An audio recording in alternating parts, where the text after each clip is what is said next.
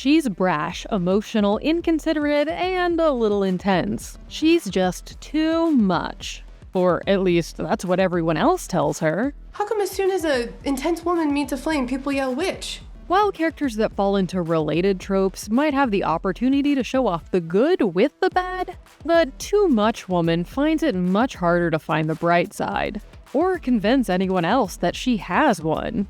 So what's really going on with the too much woman trope? And why can't we stop watching her, even when she drives us a little crazy? Do you have a question, Kelly? Yeah, I have a lot of questions. Number one, how dare you? So who is the too much woman?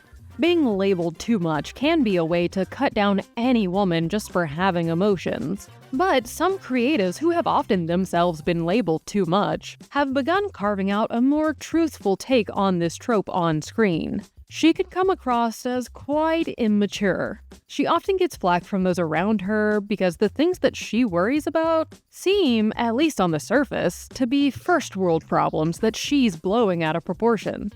She also tends to have a rather juvenile mindset when it comes to problem solving. If I was you, I would just freak out and get really drunk and then tell someone I was pregnant. She's known for being myopic and self-centered. How am I supposed to put food on my table if you keep upping my debt? Get a job. Because she's so laser-focused on her own feelings and problems, she has a difficult time remembering to consider anyone else's. No, you don't ruin my thing. I ruin your thing. You are not the center of the universe, Jenna. I am too. I'm the moon. But she's also simultaneously racked with insecurity. Her attempts to paper over those insecurities so that she doesn't actually have to deal with them only creates more problems for her. This trope has a lot of overlap with the hot mess trope, but while being a hot mess is generally framed as a stage of life that one grows out of, being too much is much more often the result of more deeply ingrained issues that take a lot more work to overcome. She also has a lot in common with the so-called difficult women. But the biggest divergence between these two tropes is that while the difficult woman is very driven and goal-oriented, the too much woman more often finds herself following her own whims and feeling like she can never quite keep up with the consequences of her own choices. And so now I'm literally racked with unspeakable terror. I've basically ruined my life, which is just now becoming tolerable. The difficult woman, or at least the modern difficult woman, is also more often given the opportunity to showcase other redeeming qualities that help balance out the sharper sides of her personality.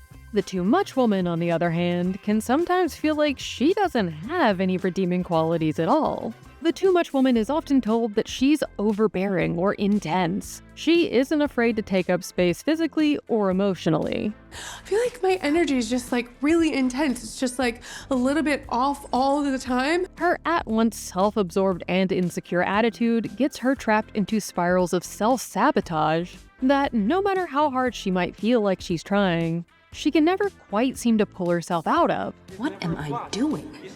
I'm on a date with this guy? Because he didn't remember me? He's demented. Listen to him. At the heart of all of these characters is a deep desire to be loved, combined with a belief that they don't deserve it. Women who are labeled too much frequently receive criticism from everyone in their orbit for their behavior, even and often especially when they're just as bad as her, just in different ways. She's a lazy, entitled, manipulative, myopic narcissist who does a lot less than she thinks she does. And in real life too, viewers time and time again complain that they find too much characters difficult to root for. This is less so the case when it's a comedic portrayal that's being turned up for laughs. Oh, don't be so dramatic. That's my thing. And if you take it away from me, I will kill myself, and then you. But when this trope is played straight in a drama or dramedy, she has a much more difficult uphill battle. Not only to make others like her, but to learn to like herself. This character type has recently become a topic of conversation again thanks to Lena Dunham's new Netflix show, aptly titled Too Much. The show follows Jessica, a successful producer who has become obsessed with her ex-boyfriend and his new girlfriend. I understand that things might not be perfect right now for you, but you just broke into our home and it's giving crazy, it's giving psychotic. The show is unafraid to dig into all of the dark and messy parts of our lives, from chaotic emotional states and bad decisions to everything else. You know, Very Lena Dunham. Jessica comes from a very close and very open family. You know, if you bruise yourself up a little, you could make it with him again. Once you hook up with him, see if you can get him to Any day. Ew! This has led to her own tendency to overshare regardless of the occasion.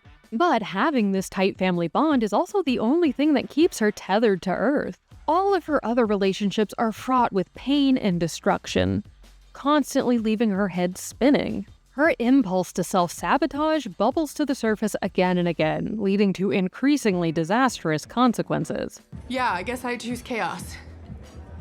Or actually, you know what? Chaos chose me. Because I'm fucking irresistible! Dunham is, of course, best known for her 2010s hit Girls, featuring another too much self-insert character in Hannah. So, I guess I'm not what you would describe as like a chill girl. I'm not like a cool, relaxed lady. Though these characters are on paper quite similar, both they and their reception have turned out to be quite different, for reasons which we'll unpack in a second. The Office's Kelly Kapoor is an iconic too much woman character, though because hers is a comedic version, she never has to wallow in the darkness for too long. But that said, all of the too much traits are still there. She's intensely focused solely on herself and her own interests. She's invested in forcing her relationships to be what she wants them to be. She's emotionally stunted, and she's the source of many of her biggest problems. you lied about being pregnant. Right? So? You really don't understand why that might make me kind of angry. No. We're never getting back together. Why not? On the more dramatic end of things, there's Weed's Nancy Botwin. While she might have begun the show as a pretty sympathetic character, we were very quickly introduced to the much darker sides of her personality. While Nancy's struggles and her desperate measures to keep things going were all initially justifiable due to the tragic place she found herself and her family in, her too much personality quickly began causing problems for her and everyone around her. You need to stop hanging out with bad people. The man set a town on fire. All the more reason not to piss him off. But because she refused to come to terms with her own issues, or take into account how much she was affecting everyone's lives, everything only continued to spiral out of control. While being too much is generally seen as a more ingrained characteristic, there are times when we can see a character pushed to a point where her previously contained too muchness begins to break its way out. Take Euphoria, for example. Initially, it's Maddie who was the difficult girl because she's so outspoken and confident. This is what leads to Nate beginning to imagine Cassie on the Madonna side of the Madonna-Whore split, even though one of her biggest traits is everyone putting her down all of the time for being easy. Whether I like her or not is irrelevant. The fact is, she's a through and through, bro. She might be seen as easy sexually, but she has the easygoing, always agreeable personality of the Madonna that he desires. She's willing to be at his beck and call, do whatever he wants, and change everything about herself to better align with his desires. I think that's my biggest dream, to be your girl, to love you more than anything. But then, when she begins to crack under the pressure and can no longer contain her less agreeable emotions, she too becomes too much. No, what you don't understand, Nate, is I am crazier! That's not something to be f***ing proud of, Cassie. No, but it is something you should be scared of. And like for all the others, this too much nature specifically is seen as all-consuming. While Maddie can be mean and sweet and determined all at once, Cassie becomes so blinded by her own singular goal that it blocks out everything else in her life, to the point of sabotaging everything she cares about. So, given all of this, why do we still love to watch stories about characters that are supposedly too much? Too much women might be obnoxious and sometimes even painful to watch as they make terrible decisions and treat others around them poorly. But because there is something so relatable about them at their core, We can't stop watching because we can't help but hope that they're able to start turning things around. No one could ever hate me as much as I hate myself, okay? So any mean thing someone's gonna think of to say about me, I've already said to me about me probably in the last half hour. While they are often a bit over the top, their openness with their emotions and the messier parts of life can feel like a breath of fresh air. We all make mistakes, and sometimes they can feel devastatingly impossible to overcome. So it can be cathartic to watch characters make major missteps over and over, but then manage to not only keep going, but also grow as people. I just figured if I'm gonna be a mess, might as well be a hot mess, right? And because their flaws feel like real deep flaws, not just, oops, I'm so quirky and clumsy pseudo flaws, every little bit of growth really does feel like a win, even if we know there's a chance they might just unravel things again. Interestingly, they're often placed within friend groups of people who are also terrible in their own way. This makes sense since more quote-unquote normal people tend to run the other way after being around them for too long, but also because narratively it allows the ability to show different kinds of problematic behavior. In this way, when it's done well, the too much woman isn't framed as being the sole problem, but instead just the result of someone trying to survive in a much larger web of issues. Here's to those who wish us well, and those who don't can go to hell. Though critics have, for the most part, been raving about too much, audience reactions have been a bit different. There are, of course, just people who will never enjoy watching too much character types on screen, who didn't like Hannah then and don't like Jessica now. But there are many people who were hyped for this show specifically because they were excited to finally have another too much woman back on their screens, only to be disappointed. I mean, I'm not upset, I just need to adjust my expectations. I'm always like adjusting my expectations. The biggest issue seems to be that while Hannah felt like a very grating but very real person, Jessica almost feels more like a caricature of the type of person that Hannah was, instead of feeling like she genuinely exists in our world. Jessica's story absolutely has some moments that feel very real and grounded, but the show can't seem to keep that feeling overall. Part of this could be due to Dunham having full creative control over the entire show. She did have more complete control over season 1 of Girls, particularly the first half, and it received similarly uneven reviews from viewers. But after more creatives came on board for season 2 on, we began to get a more fully fleshed out, well-rounded view of her self-insert character Hannah. I don't understand why you're yelling at me when I'm in emotional pain. Yeah, well, you know who else is in emotional pain? Who? Everyone.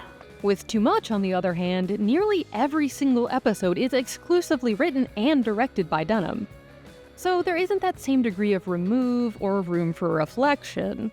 While Girls worked well with HBO's more free, edgier vibe, Too Much has found itself stuck with Netflix's flat, cookie-cutter filmmaking style. Cinematography and editing do affect how we interpret things. Maybe if the show had been filmed in a more HBO style, it would have felt more grounded in our own world and experience, and less, why are all of these people being so crazy in this yogurt commercial?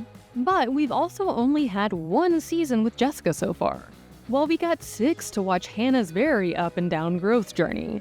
So maybe with a bit more time and fleshing out of the character, Jessica will have her chance to become more multifaceted. Many people already do find Jessica to be engaging and relatable, so maybe with more time to get to know her, even more people would hop on board. She's a weirdo, but she's an iconic queen. I mean, I guess we're all weirdos, aren't we? While being too much can, of course, come with a number of downsides, it can certainly be a good thing if she's willing to work on her issues and harness the positive parts of her personality for good. Her intense connection to her own emotions and desires can not only help her understand what she wants out of life, but also allow her to help others break down their own walls and connect with their own feelings too. I'm gonna have fun, because there's nothing wrong with who I am. And if you don't like that, then tough Peter type tutor. Their willingness to stand up for Their willingness to stand up for themselves and what they want remains key, even if it might be grating to others sometimes. Well, I just want it the way I want it. The biggest difference between being too much, becoming an asset, or a problem mainly lies in the too much woman herself. And if she's willing to put in the work to overcome her problems, and above all, come to love all of herself. Maybe I'm not too much. Maybe you're just not enough. No, I don't mean like It's not an insult, you know, you're too much, like it's a good thing. Like just the right amount and then like a little bit more. That's the take. Click here to watch the video we think you'll love, or here to check out a whole playlist of awesome content. Don't forget to subscribe and turn on notifications.